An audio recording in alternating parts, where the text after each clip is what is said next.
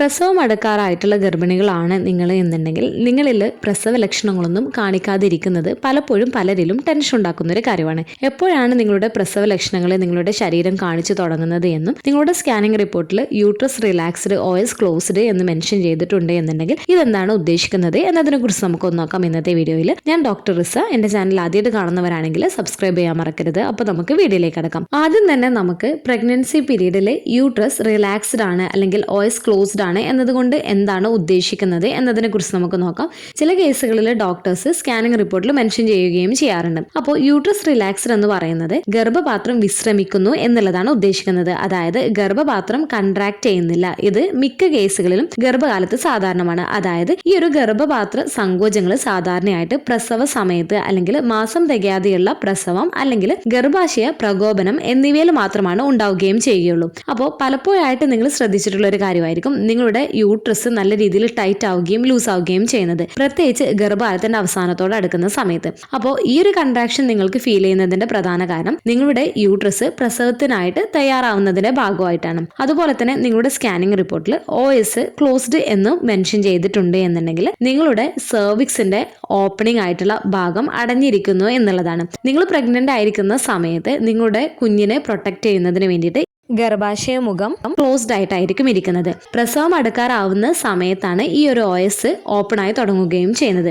അപ്പോൾ പ്രസവം അടുക്കാറാവുന്നതിന്റെ ഡേറ്റിന് മുൻപായിട്ട് നിങ്ങളുടെ ഗർഭാശയ മുഖം റിലാക്സ്ഡ് ആണ്, OS ക്ലോസ്ഡ് ആണ് എന്ന് വിചാരിച്ചിട്ട് നിങ്ങൾ ആരും തന്നെ ടെൻഷൻ ആവേണ്ട കാര്യമില്ല. കാരണം പ്രസവത്തിന്റെ ലക്ഷണങ്ങളോ സങ്കീർണതകളോ ഇല്ലാതെ ഗർഭം നന്നായി പുരോഗമിക്കുന്നു എന്ന് സൂചിപ്പിക്കുന്ന ഒരു പോസിറ്റീവ് ആയിട്ടുള്ള അടയാളമാണ്. എന്നാൽ 37 ആഴ്ചക്ക് മുൻപായിട്ട് യൂട്രൈൻ കൺട്രാക്ഷൻ കാണപ്പെടുന്നുണ്ട്, നിങ്ങളുടെ OS ഓപ്പൺ ആയി തുടങ്ങുന്നുണ്ട് എന്ന് കണ്ടു കഴിഞ്ഞാൽ മാസം തികയാതെയുള്ള പ്രസവ സാധ്യതയുടെ ലക്ഷണമായിട്ടാണ് ഇത് കണക്കാക്കുന്നത്. അപ്പോൾ ഇത് തടയുന്നതിന് വേണ്ടിയിട്ടുള്ള പ്രിക്കോഷൻസും കാര്യങ്ങളും ഡോക്ടേഴ്സ് എടുക്കുകയും ചെയ്യുന്നതാണ്. അപ്പോൾ നിങ്ങൾക്ക് അമിതമായിട്ടുള്ള വജൈനൽ പെയിൻ അനുഭവപ്പെടുന്നുണ്ട്, വജൈനൽ പ്രഷർ കൂടുതലായിട്ട് അനുഭവപ്പെടുന്നുണ്ട് എന്നുണ്ടെങ്കിൽ ഈ ഒരു കൺട്രാക്ഷൻ, അതായത് യൂട്രസ് നല്ല ടൈറ്റ് ആവുകയും ലൂസ് ആവുകയും ചെയ്യുന്നുണ്ട് എന്നുണ്ടെങ്കിൽ, അതായത് നിങ്ങളുടെ വയറ് നല്ല രീതിയിൽ തന്നെ മുറുകുകയും ലൂസ് ആവുകയും ഇടയ്ക്കിടെ ആവുന്നുണ്ട് എന്നുണ്ടെങ്കിലൊക്കെ ഈ ഒരു മാസം തികയാതെയുള്ള പ്രസവ സാധ്യതയുടെ ലക്ഷണമായിട്ടാണ് കണക്കാക്കുന്നത് 37 ആഴ്ചക്ക് മുൻപായിട്ട്. അപ്പോൾ ഇങ്ങനെ കണ്ടു കഴിഞ്ഞാൽ നിങ്ങൾ തീർച്ചയായിട്ടും നിങ്ങൾ ഡോക്ടറെ കാണിക്കേണ്ടതാണ്. അപ്പോൾ ഡോക്ടേഴ്സിന് ചെക്ക് ചെയ്താൽ അറിയാൻ സാധിക്കുന്നതാണ് യൂട്രൈൻ കൺട്രാക്ഷൻ ഉണ്ടോ, അതുപോലെ തന്നെ OS ക്ലോസ്ഡ് ആണോ എന്നൊക്കെ ഉള്ളത്.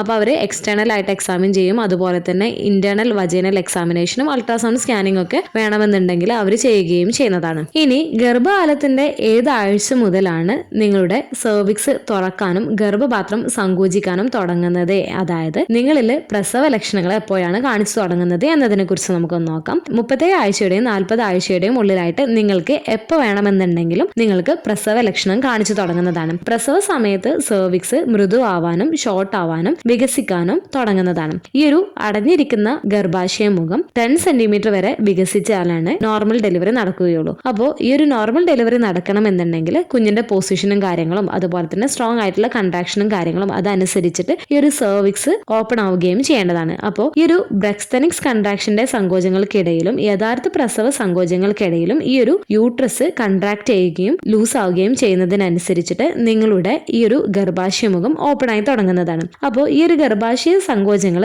ഗർഭകാലത്തിന്റെ അവസാനത്തോടെ അടുക്കുന്ന സമയത്ത്, അതായത് 37 ആഴ്ചയ്ക്ക് ശേഷം നിങ്ങൾ ഇടയ്ക്കിടെ ശ്രദ്ധയിൽപ്പെട്ടേക്കാം. അപ്പോൾ ഈ ഒരു കൺട്രാക്ഷനോട് കൂടെ നിങ്ങൾക്ക് വേദനയും അനുഭവപ്പെടാം. പീരീഡിന്റെ സമയത്ത് ഉണ്ടാവുന്ന തരത്തിലുള്ള ക്രാമ്പിംഗ് ആയിട്ടുള്ള പെയിൻ അനുഭവപ്പെടുകയും നിങ്ങൾക്ക് ഓരോ തവണ ഈ ഒരു കൺട്രാക്ഷൻ വരുന്ന സമയത്തും ഈ ഒരു കൺട്രാക്ഷന്റെ ശക്തി കൂടി വരികയും അതിന്റെ ഇന്റർവെൽസ് കുറഞ്ഞ് ഏകദേശം ഒരു 10 മിനിറ്റ് ഒരു 5 മിനിറ്റ് എന്നുള്ള രീതിയിൽ ഈ ഒരു കൺട്രാക്ഷൻ വന്നു പോവുകയും ചെയ്യുന്നുണ്ട് എന്നുണ്ടെങ്കിൽ തീർച്ചയായിട്ടും നിങ്ങൾ ഡോക്ടറെ കാണിക്കുന്നതിന് വേണ്ടിയിട്ട് ശ്രദ്ധിക്കാം. അതുപോലെ തന്നെ ഒരു 34 ആഴ്ചയിൽ അല്ലെങ്കിൽ 36 ആഴ്ചയിലൊക്കെ ചെയ്ത സ്കാനിങ്ങിൽ നിങ്ങളുടെ യൂട്രസ് റിലാക്സ്ഡ് ആണ് അല്ലെങ്കിൽ OS ക്ലോസ്ഡ് ആണ് എന്നൊക്കെ മെൻഷൻ ചെയ്തിട്ടുണ്ട് എന്നുണ്ടെങ്കിൽ നിങ്ങൾ ടെൻഷൻ ആവേണ്ട കാര്യമൊന്നുമില്ല. ഈ ഒരു യൂട്രസ് പ്രസവത്തിനായിട്ട് പ്രിപ്പയർ ആയി തുടങ്ങിയിട്ടില്ല എന്നുള്ളതാണ് അതുകൊണ്ട് ഉദ്ദേശിക്കുന്നത്. എങ്കിലും ഈ ഒരു 37 ആഴ്ച കഴിഞ്ഞാൽ നിങ്ങൾക്ക് എപ്പോൾ വേണമെന്നുണ്ടെങ്കിലും പ്രസവം നിങ്ങളിൽ ആരംഭിക്കാം. അപ്പോൾ എപ്പോഴും നിങ്ങൾ അത് എക്സ്പെക്ട് ചെയ്യുന്നതിന് വേണ്ടിയിട്ട് ശ്രദ്ധിക്കുക. പ്രസവത്തിന്റെ ലക്ഷണങ്ങളൊന്നും കാണിച്ചു തുടങ്ങിയിട്ടില്ല എന്നൊന്നും വിചാരിച്ചിട്ട് നിങ്ങൾ ആരും തന്നെ ടെൻഷൻ ആവേണ്ട കാര്യമില്ല. ഓരോ ഗർഭിണിയിലും അത് വ്യത്യാസം വരാം. ചിലർക്ക് പെട്ടെന്ന് തന്നെ പ്രസവ ലക്ഷണങ്ങൾ വരികയും പ്രസവം നടക്കുകയും ചെയ്യാം. മറ്റു ചിലർക്ക് 2-3 ആഴ്ച മുൻപ് തന്നെ പ്രസവ ലക്ഷണങ്ങളൊക്കെ ചെറിയ രീതിയിൽ കാണിച്ചു തുടങ്ങുകയും ചെയ്യാറുണ്ട്.